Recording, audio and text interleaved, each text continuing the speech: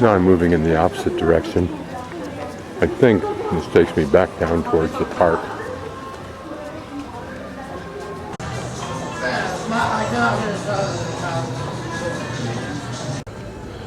So I don't know if this is the museum or not. We're at the other end of that street that I can't really pronounce. And here a nice little park. Although it's nicely painted, somehow it doesn't look as though it's used.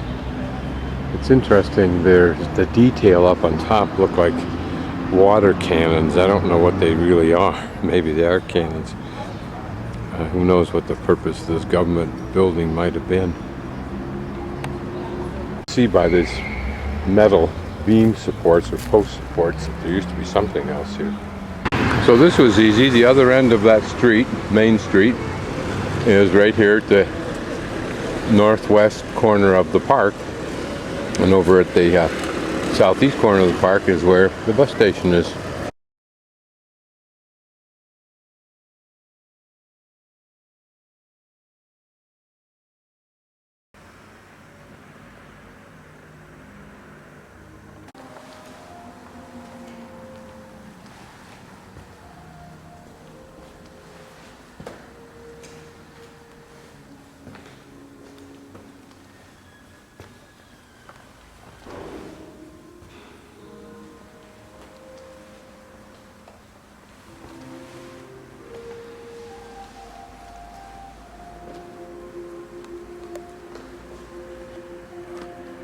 These are apparently the symbolic signs of serpents. They're really basic Maytag.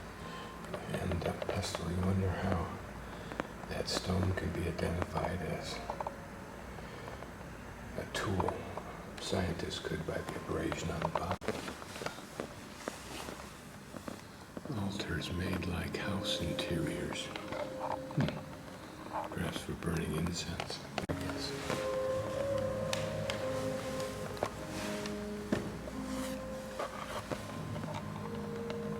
These are also lamps. It's interesting, it shows a tool and the device, the tool you use to make the tool by grinding it in that slot on that lower stone. And that perhaps there for sharpening a knife stone. Intricately incised pot remnant. 3000 BC, goddesses of the Chalcolithic age.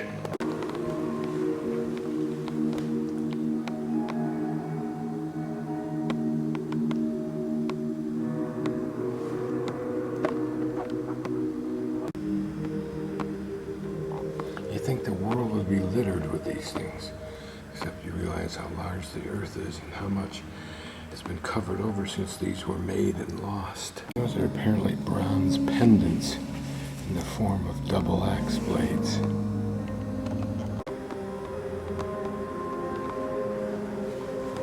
I should think firing of these things for old civilizations would have been a difficult process.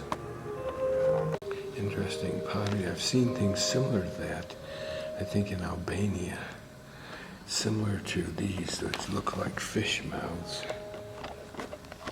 This is a model of tumulous, T-U-M-U-L-U-S. This is from the Heraclea era.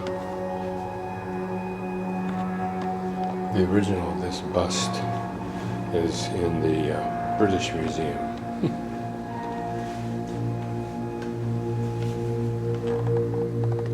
These are silver bracelets and rings.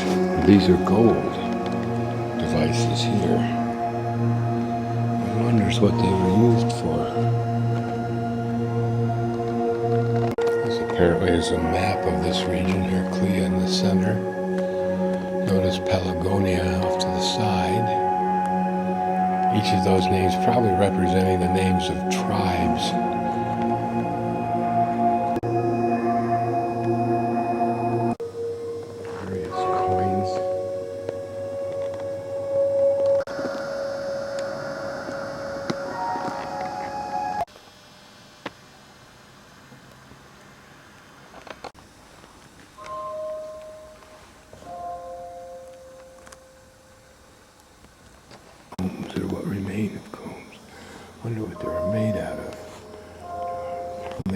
bone. It must have taken some delicate work just to make those teeth. A bronze ring, but a beaded necklace.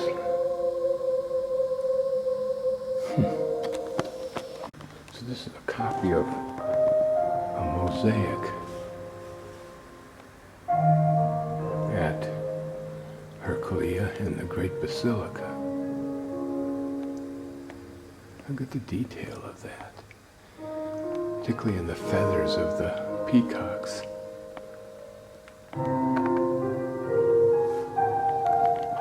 This is a jointed helmet. Whether it meant you could put it on tighter or gave more comfort, I don't know. This is a copy of another mosaic. I wonder if these will be available to be seen tomorrow. Look at the detail of this mosaic. You can even detect the blood dripping from the animal's mouth. So this represents the Byzantium Empire at about 10,145. That's a bit up on top, and then some stirrups, and then another bit and some more stirrups.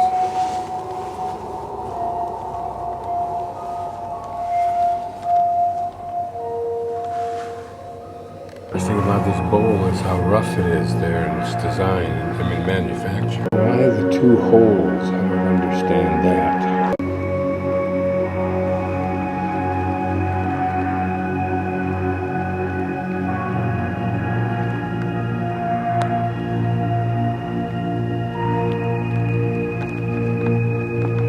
I think these were concave coins. You can see a little bit of detail inside of each one. So this was a grinder for cereals. Notice it uses that two-hole technique or design, one to pivot and to put the grain down into, and then this one to turn it. Maybe they just poured down through there, and they used this outline here to contain the grinding stone. But also imagine what it did to their teeth. And I don't know what these troughs here would have been for, unless somehow it was made so that the corn would, or grain or cereals would go down here once ground. This is a lion part of a fountain.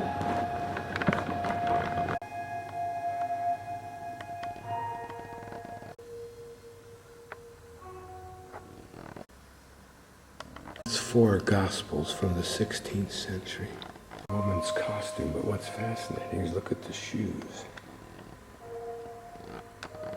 Particularly if that's gold.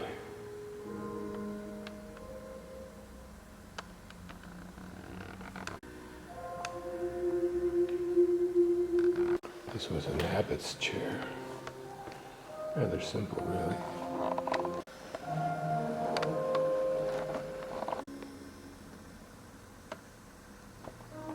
A silver votive hand. Look at the fancy device for holding. No, that's a sword, excuse me. But again, look at that curious handle. This is an assassination cane. The uprisings at the end of the 19th century and the beginning of the 20th century. Macedonian National Liberation Movement. Here might have been a typical Macedonian guerrilla. Looks like warm clothing. Maybe typical early 19th century, perhaps early 20th century furnishings. I don't see a sign for it. Looks pretty elegant. It may go back even further.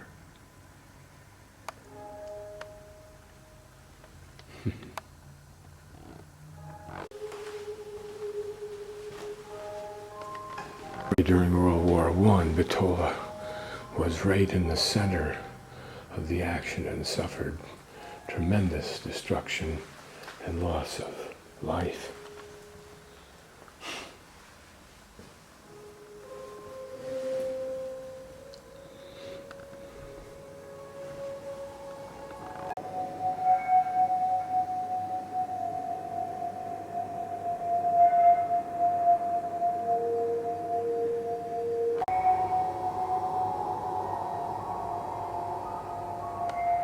This picture I think is iconic. Murdered in Treblinka.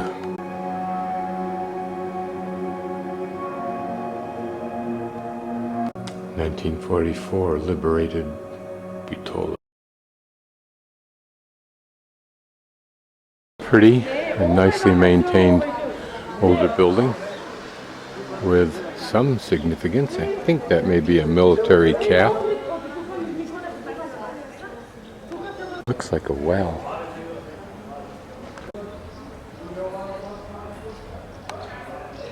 You can already sense that this is a more intimate neighborhood than where we just were, in case you were wondering. Lots of things to buy. Imagine the history of this intersection, that pretty little building. That one, which could equally be well maintained, but it's not. In this particular intersection where it divides, this was probably filmed here a couple of times today, so I'll wander straight down through here, veer to the right, cut back across the river, see if I can find that restaurant. The benefits of traveling like this is that you have so much extra time built in, believe it or not, that when you're short of something in particular that you're pursuing, you just go wander around. And the nuances will pop up like that. Upstairs there, one part of the banister almost fully intact, the rest toasted.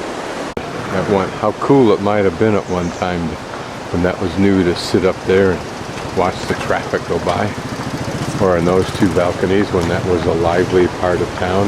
What a pretty little spot to have a couple of tables and serve coffee out here. A different perspective on this mosque on the square where the clock tower is.